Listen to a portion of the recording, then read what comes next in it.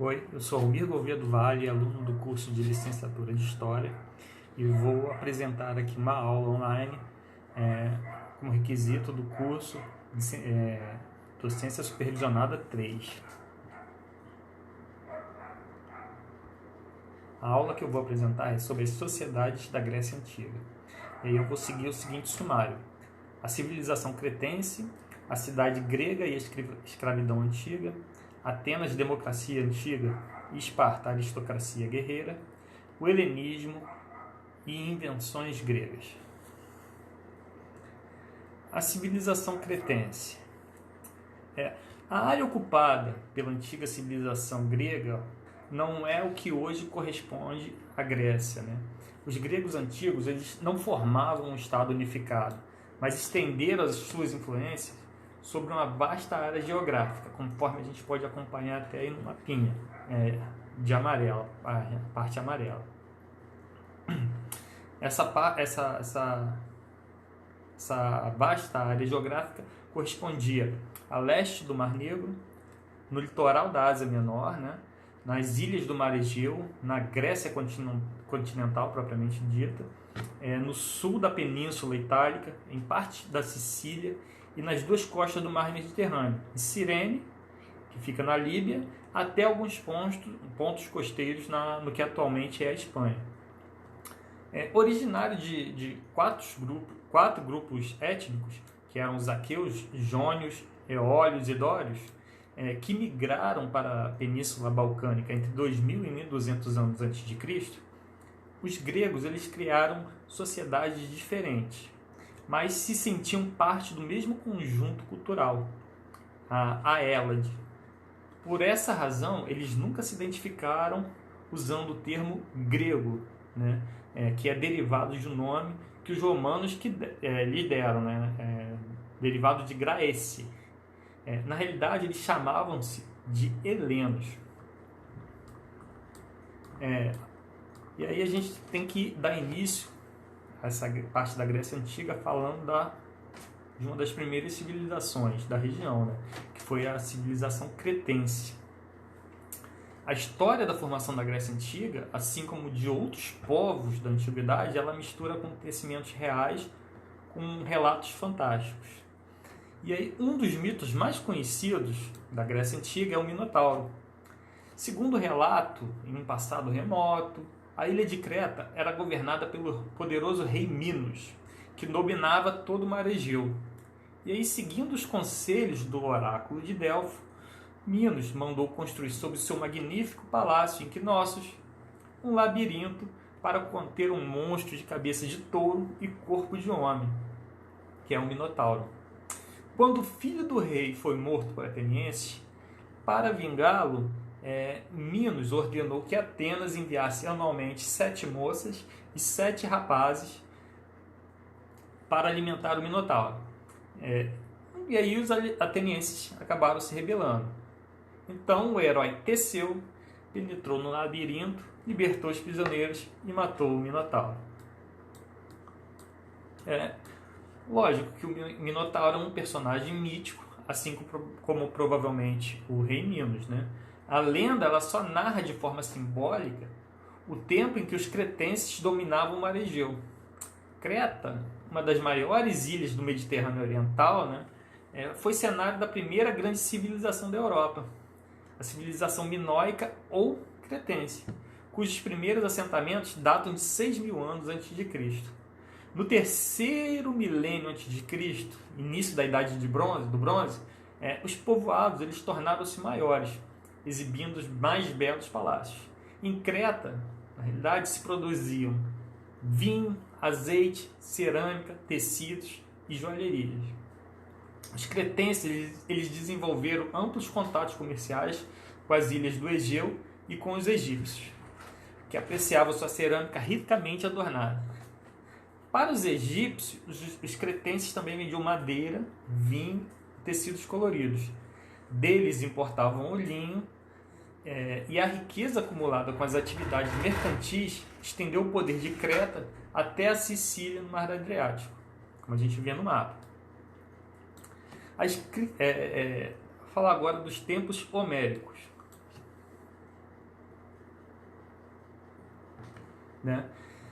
No final do século 8 a.C., o mundo micênico ele chegou ao fim. Os dórios, grupo étnico originário da Macedônia e do Épiro, isso é norte e do nordeste da Grécia continental, eles tomaram Creta e outras ilhas do mar Egeu, invadiram Corinto, Olímpia, Micenas e fundaram Esparta, no Peloponeso. Pouco ou quase nada sobreviveu a essa invasão. As cidades elas foram incendiadas e acabaram reduzidas à condição de aldeia. Nesse período conhecido como Idade do Ferro, a grande característica foi a revolução tecnológica, provocada pela metalurgia do ferro, e a cerâmica fina também se desenvolveu e surgiram os dois primeiros poemas épicos da literatura ocidental, a Ilíada e a Odisseia. Ambos são atribuídos a Homero. Embora as aventuras da Guerra de Troia, no caso da Ilíada, e de seus heróis, no caso da Odisseia, os poemas homéricos eles misturam 3 períodos históricos distintos, que são a Idade do Bronze dos Palácios Micênicos, o mundo grego após a invasão dórica e a própria época do Homero.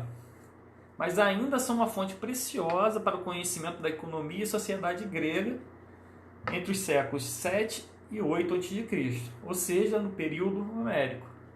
A primeira característica do mundo grego, que é destacada por Homero, é o oikos, que é uma palavra que pode ser traduzida como casa ou família, da qual deriva em português a palavra economia.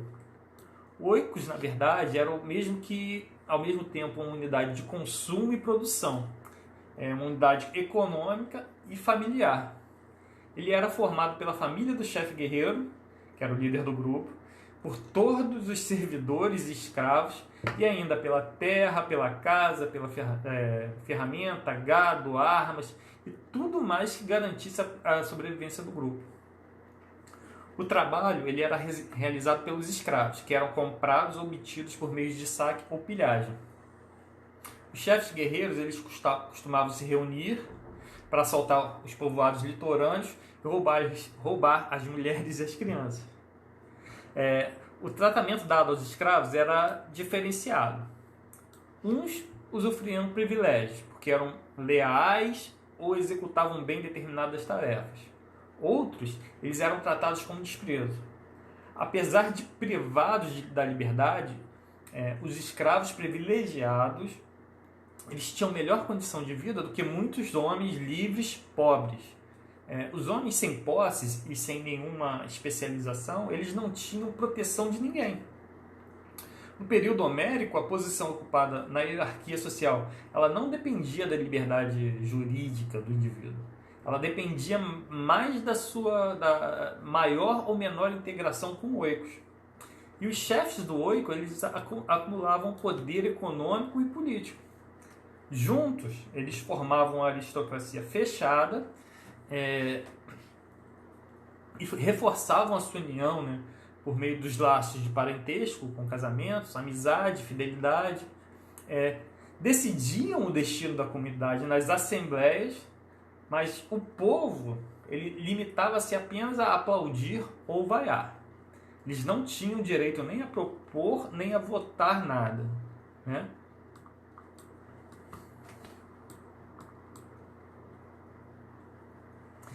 Agora a gente vai falar da cidade grega e a escravidão antiga, né? Durante 200 anos, os povos da Grécia eles se mantiveram em um relativo isolamento.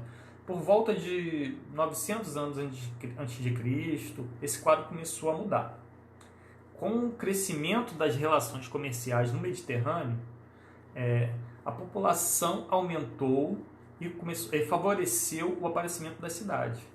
Por volta de 700 anos antes de Cristo, surgiram as cidades-estados, ou polis, que é a característica de maior destaque na sociedade grega antiga.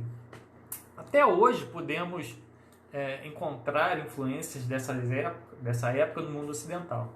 A palavra política, por exemplo, é usada há séculos no Ocidente, para definir as ações sociais na esfera pública, né? Deriva exatamente do grego polis. O surgimento da polis ela marca o início do período arcaico, que se prolonga até o ano 500 a.C. E a polis ela pode ser definida como uma comunidade política independente. Embora cada polis ela tenha se desenvolvido à sua maneira, havia duas características comuns a todas elas, que é a ágora e a acrópole. A ágora, ou praça central, era o espaço onde se reuniam os cidadãos para discutir a vida política e decidir sobre as ações a serem tomadas. No seu entorno estavam os edifícios públicos e religiosos, feiras e mercados. A acrópole, ou cidade alta, era o conjunto arquitetônico situado no alto de uma colina, como a gente pode ver aí, no caso do Partenon, que fica no alto de Atena.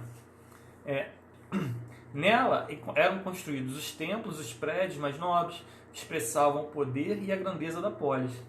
O lugar tinha também uma função defensiva, né? A gente levar em consideração o posicionamento da cidade no alto favorecia a defesa. Apesar de partilharem o mesmo espaço público, nem todos os habitantes da cidade-estado eram considerados cidadãos. Apenas os homens livres participavam da vida política da polis e tinham cidadania. A mão de obra escrava garantia o funcionamento da economia, liberando os homens livres do trabalho no campo ou em outra atividade qualquer.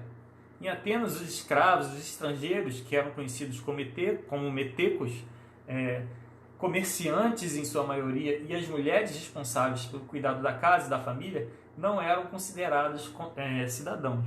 A gente tem até uma figurazinha aí mostrando isso, né? A exclusão dos metecos, dos escravos e das mulheres, que não possuíam cidadania. A estabilidade da polis, porém, ela, de vez em quando, ela era abalada por crises econômicas, né? O solo rochoso da região ali prejudicava os rendimentos agrícolas. Boa parte da população se endividava, pois pedia empréstimos gêneros aos proprietários das melhores terras, comprometendo-se a entregar cerca de a sexta parte, né, de sua colheita ao credor. Com isso, muitos não conseguiam saldar suas dívidas e acabavam vendidos como escravos ou eram obrigados a trabalhar para o credor gratuitamente. Essa situação ela gerava um círculo vicioso que favorecia a aristocracia proprietária, que era dona das melhores terras, e de farta mão de obra escrava, com todo o seu tempo livre para a vida política.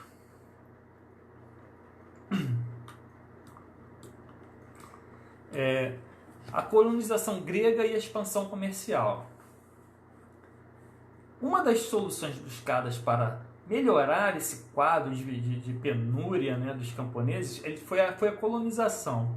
No século VIII e século VII a.C., que expandiu a cultura grega por toda a costa do mar Mediterrâneo e do Mar Negro. Houve dois tipos de colônia. Uma de caráter agrário e a outra de caráter comercial.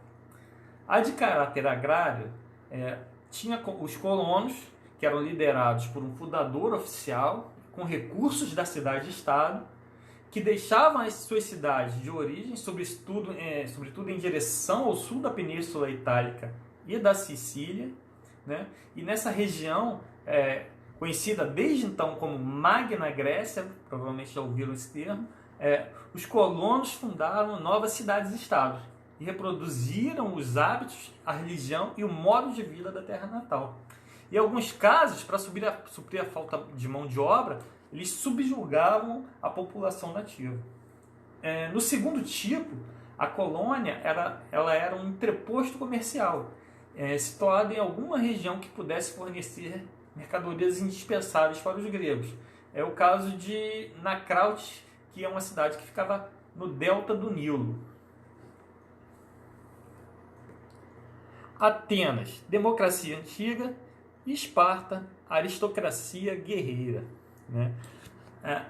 As leis em vigor a partir do século VII a.C. haviam sido escritas por Drácon, em torno de 620 anos antes de Cristo. O Código Draconiano ele dava ao Conselho de Anciãos, que era o aerópago, o Conselho de Ancião da cidade, o poder de julgar os crimes graves e punir os infratores com a morte ou exílio. As leis elas consagravam o poder paterno sobre a família e os demais habitantes da casa, favoreciam a aristocracia agrária e ignoravam os pobres. Além disso, eram muito rigorosos, previam a pena de morte até para o roubo, né? Até hoje, usa-se a palavra draconiana para qualificar uma lei extremamente cruel. E aí a gente tem aquela comparação, pode fazer uma comparação com o Código de Hammurabi, né? Que ele era mais específico, ele era mais tolerante, né? Então a gente pode fazer essa comparação e ver que as leis draconianas elas são muito mais rigorosas. Então, só um aristocrata de nascimento foi eleito arconte, que é o que seria hoje um magistrado, em 594 a.C. Ele tinha amplos poderes para executar reformas sociais e políticas. Com isso, ele proibiu a escravidão por dívidas, anulou as dívidas existentes, fez com que muitos dos atenienses escravizados voltassem a ser cidadãos e estabeleceu 4 categorias de cidadãos, a partir de critérios censitários, isso com base na renda anual. Todos os homens livres nascidos em famílias atenienses, proprietários ou não de terras e capazes de custear sua participação no exército, tornaram-se cidadãos. Porém, a mais alta magistratura de Atenas, o arcontato, continuava a ser exercida por membros da primeira classe censitária, ou seja, os mais ricos. Solon também criou a bulé, que era um conselho encarregado de preparar os trabalhos da Assembleia dos Cidadãos, a eclésia, e era composto de representantes das tribos atenienses. A bulé, na verdade, era um reduto da aristocracia rural, né? Apesar das reformas de Solon, as tensões sociais elas continuaram em Atenas, e isso favoreceu o surgimento da tirania em 545 a.C. Tirania é um termo cunhado na Grécia Antiga para se referir aos governos ilegais, apoiados pela força popular. Hoje em dia, a palavra é usada para qualificar diversos regimes, né, que suprimem as liberdades individuais e coletivas. Então, teve uma variação aí no significado da palavra tirania.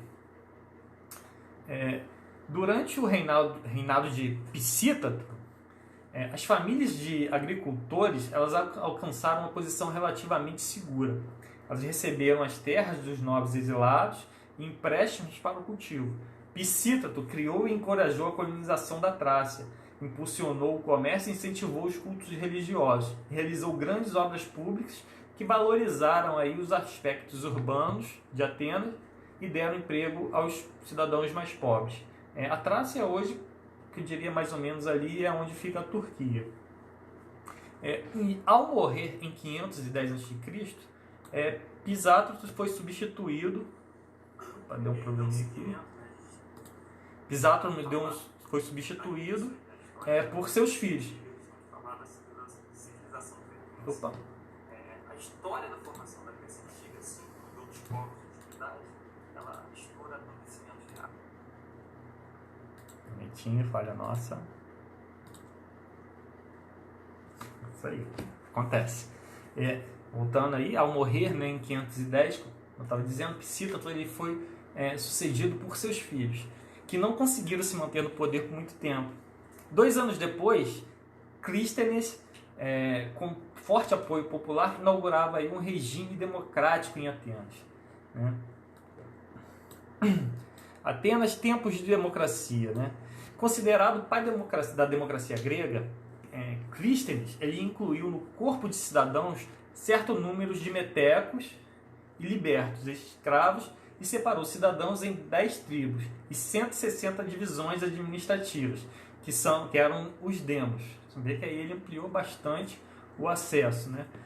Apesar de incentivar a ampliação da cidadania em Atenas, Clístenes, ele reforçou também o poder da bulé, que era controlada pelos cidadãos mais ricos, cuja influência rivalizava aí com os da Assembleia Popular.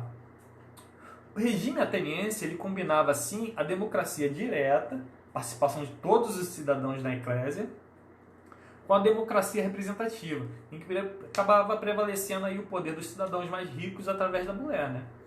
A democracia ateniense ela possuía uma peculiaridade importante. Os direitos políticos e civis eles eram muito desiguais.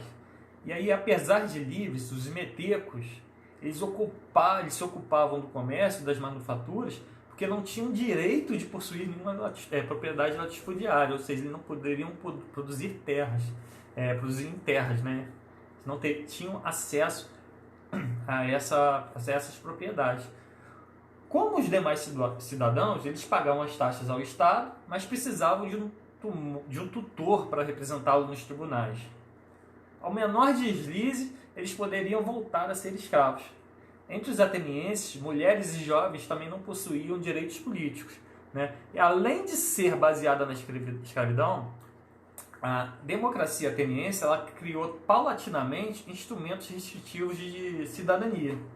Em 488 e 487 a.C., aplicou-se aí pela primeira vez o ostracismo, ou seja, o exílio e a cassação dos direitos políticos de um cidadão por 10 anos. A decisão ela foi tomada em assembleia com um quórum mínimo de 6.000 cidadãos, que votaram por escrito e em segredo.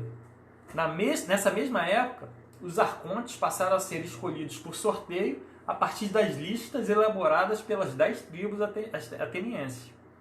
Esse sistema de eleição ele acabou enfraquecendo o arcontato, que era a mais antiga magistratura da região, em favor de 10 estrategos que eram eleitos pela Assembleia e se ocupavam da política interna e externa das questões militares também.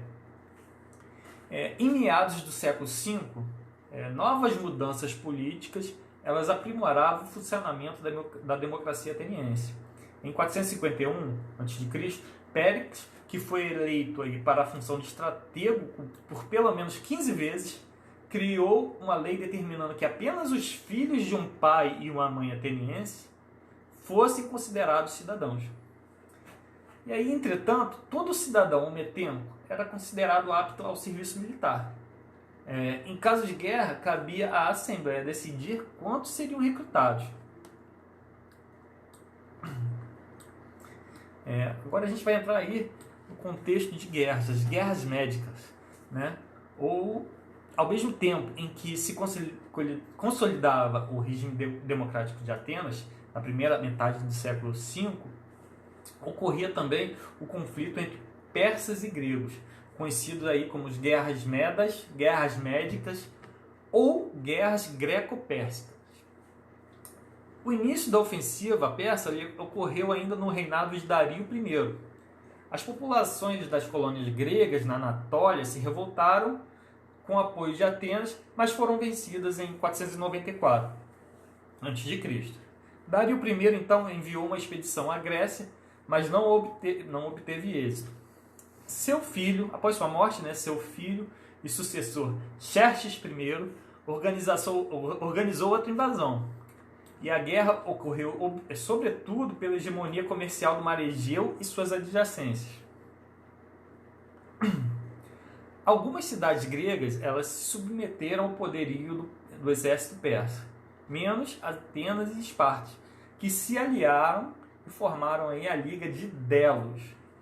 Os persas eles derrotaram os espartanos na famosa Batalha das Termópilas, no verão de 480 a.C., e saquearam Atenas.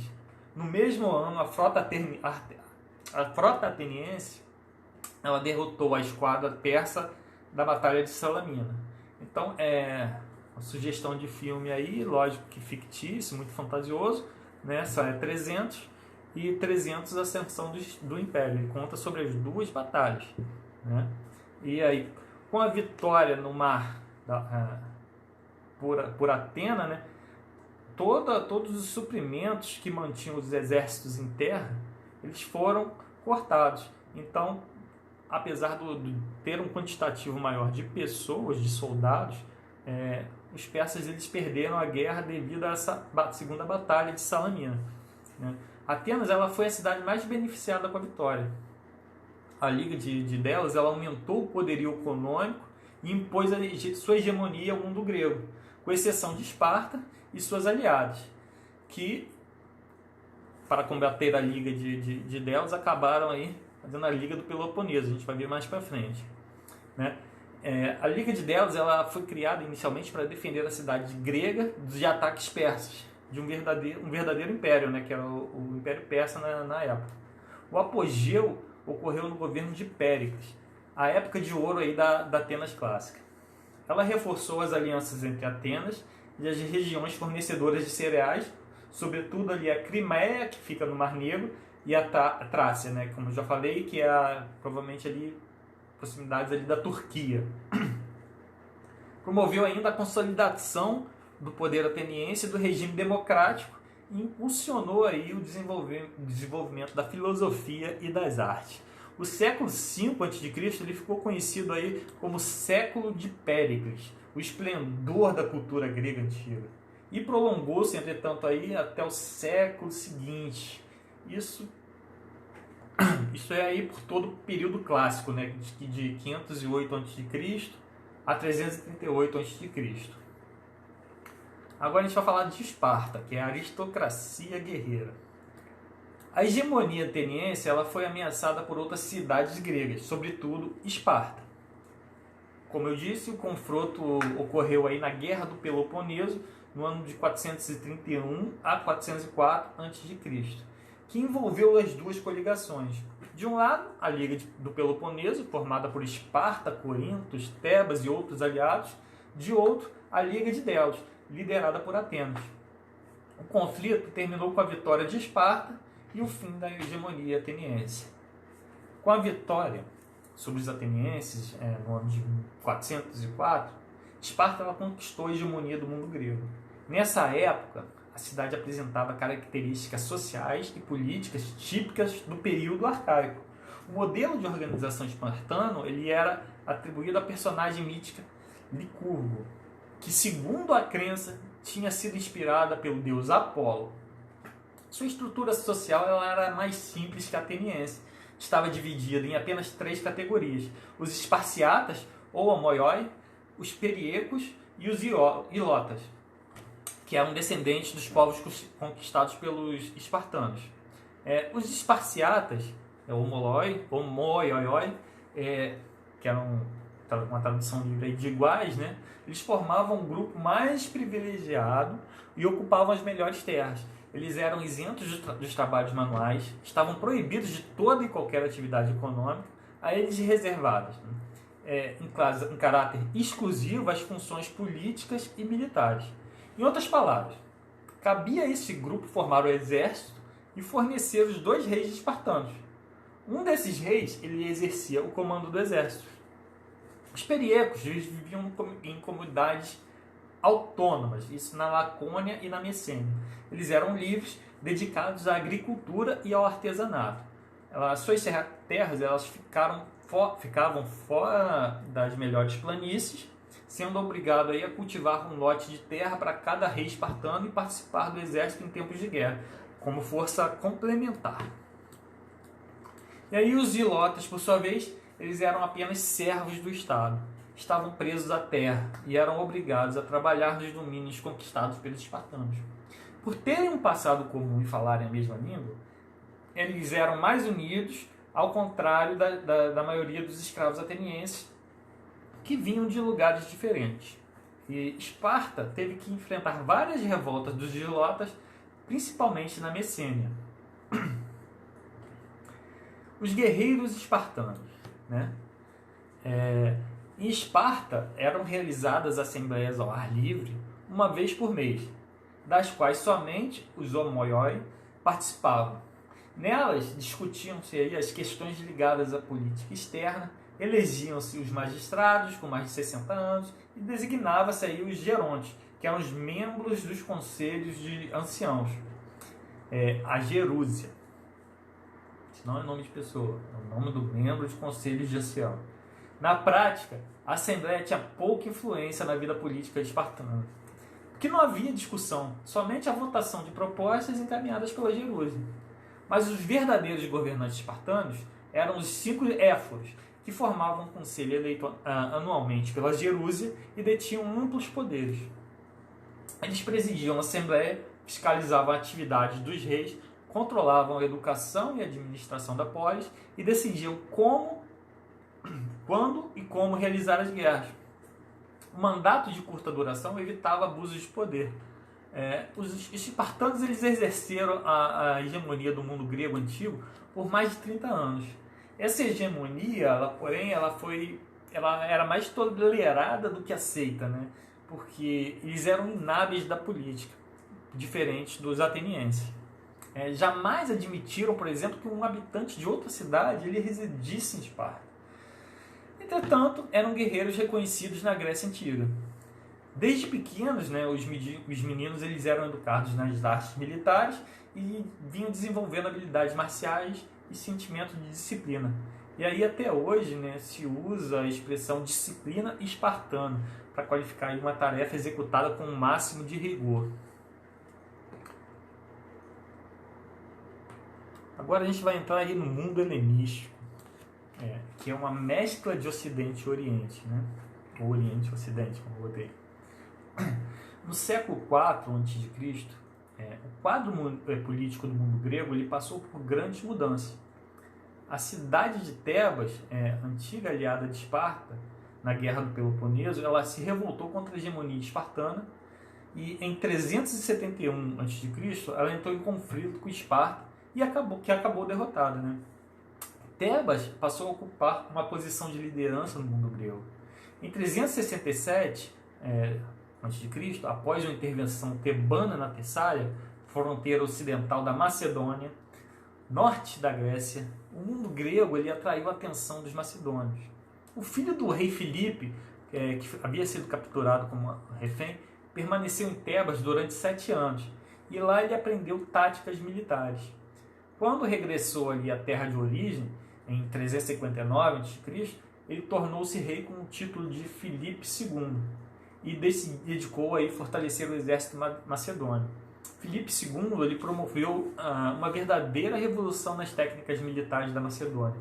Camponeses foram recrutados para formar as falanges, que eram grupos de cerca de 10 mil homens, organizados em 16 fileiras, armados de lança de vários tamanhos. Por volta de 359 a.C., a força militar macedônica já era muito poderosa e estava apta a dominar a Grécia. Domínio macedônio. Filipe II ele nutria profundo respeito pela cultura grega, né? Adotou até o grego como língua oficial e fez do filósofo Aristóteles preceptor de seu filho, Alexandre. Entretanto, tinha a pretensão de conquistar a hegemonia sobre a Grécia. Demóstenes, grande orador e hábil político ateniense, articulou uma aliança para conter as ambições da Macedônia. Em 338 a.C., na Batalha de Queroneia, uma coligação composta por Atenas e Tebas ousou enfrentar o exército comandado por Filipe II. O triunfo da Macedônia ela marca o início do período helenístico, o último da história da Grécia Antiga, que se prolongou aí até 146 a.C. A vitória ela permitiu a Macedônia dominar todo o mundo grego, mas em 336 a.C., Filipe II acabou assassinado quando se preparava para conduzir uma expedição contra o Império Persa. Ao assumir o poder, o jovem herdeiro Alexandre foi surpreendido por um levante de cidades gregas, revelando ali qualidades de líder e estrategista. Alexandre esmagou a revolta e determinou a destruição de diversas cidades, especialmente Tebas. Atenas, porém, ela foi poupada. Alexandre continuou o projeto paterno, levando o exército macedônio a enfrentar persas no próprio Oriente. Alexandre o Grande, como foi chamado, transformou-se no maior general da antiguidade. Seu exército ele esmagou persas, em 331 ao derrotar o exército de Dario III e logo conquistou a Fenícia e o Egito. Alexandre fundou dezenas de cidades, muitas delas com seu nome, Alexandria. Suas conquistas elas se estenderam aí, se vocês observarem o mapa na tela, até o Oceano Índico, e fez com que o Império Macedônico fosse o maior até então. Aí recomendo aí o filme Alexandre o Grande, também um pouquinho fantasioso, mas já dá para ter uma ideia melhor aí do que foram as conquistas de Alexandre, né? O significado do helenismo, né? O Império de Alexandre ele teve uma vida curta. Após a sua morte em 323 a.C., o território conquistado por Alexandre se fragmentou em vários reinos. E aí o caráter heterogêneo da população dos reinos helenísticos, como ficaram conhecidos, e a convivência entre diferentes tradições culturais estimularam o sincretismo religioso. Por exemplo, o grande deus grego, Zeus, né, passou a ser identificado como Amon, o deus sol egípcio. A realeza helenística também passou a ser cultuada. A expansão da Macedônia e a formação desses novos reinos, ela deu base a uma nova cultura helenística, que se estendeu, no mínimo, do Mediterrâneo ao Oriente Próximo, que a gente chama hoje de Oriente Médio. Embora variando aí de região para região, o helenismo ele pode ser definido como uma síntese entre a cultura grega clássica e as tradições orientais de persas, egípcios e mesopotâmicos. A organização política, a divinização dos governantes, dão mostra, por exemplo, de alguns traços orientais do helenismo. A difusão da língua grega, costumes e deuses olímpicos no Oriente exemplificam, por sua vez, a face ocidental do helenismo. Invasões gregas, que são teatro, filosofia e Olimpíadas. Vamos adentrar agora a parte das invenções gregas. O teatro antigo ele se desenvolveu a partir do século VI a.C., nas cidades gregas. Ele nasceu das declamações líricas realizadas por um coro, com acompanhamento musical. Eles recebiam o nome de ditirambos, que apresentavam ao público os feitos dos deuses e heróis da mitologia grega. Esse tipo de expressão cênica deu origem à tragédia, à comédia e ao drama satírico, os três grandes gêneros literários do teatro antigo. Anota aí: tragédia, comédia e drama satírico. A tragédia grega ela não tem sentido religioso. Na maioria das vezes, são figuras como Agamenon e os heróis da Guerra de Troia, consideradas pelos gregos personagens históricos. A tragédia ela aborda profundamente os sentimentos e os conflitos e as aspirações que trazem parte da vida humana. Por isso, a relação dos homens com o poder é um dos principais ingredientes do gênero. A Grécia Antiga foi celebrizada como berço da filosofia ocidental. Isso é, a construção de teorias para o entendimento da realidade e da existência humana divina. Na realidade. No século V a.C., deu-se uma verdadeira revolução filosófica, com Sócrates, autor do método conhecido como maiêutica, que pode ser resumido na frase conhece-te a ti mesmo. Também Sócrates proferiu a famosa frase: só sei que nada sei. Reconhecendo aí os limites do ser humano para alcançar a sabedoria plena. O maior discípulo de Sócrates foi Platão, autor do livro A República, em que se propõe aí um modelo de Estado no qual o poder seria exercido pelos filósofos e não pelos guerreiros, porque os filósofos seriam os homens mais próximos do conhecimento em estado puro. Aristóteles, discípulo de Platão, foi também um grande filósofo grego. Escreveu sobre diversos assuntos, incluindo a física, matemática, zoologia, política, moral e certamente, né, filosofia. Segundo aí Aristóteles, a dúvida é o princípio da sabedoria. Faz sentido. Vamos aí encerrando, né, falando agora sobre os Jogos Olímpicos. As cidades e estado da Grécia, elas realizavam na primeira lua cheia do verão uma celebração em honra dos que haviam morrido nos últimos 4 anos. 4 anos, Olimpíadas de 4 em 4 anos. Coincidência? Não, claro que não. As sacerdotisas acendiam uma chama no templo do Deus protetor da cidade e os parentes eles espalhavam sobre um campo os pertences dos falecidos, para que seus espíritos eles pudessem recordar a sua vida terrena. Na cidade de Olímpia, ao redor do templo dedicado a Zeus, realizavam-se então, na ocasião, os Jogos Esportivos. E aí o registro material mais antigo dos Jogos, ele data de 776 anos antes de Cristo.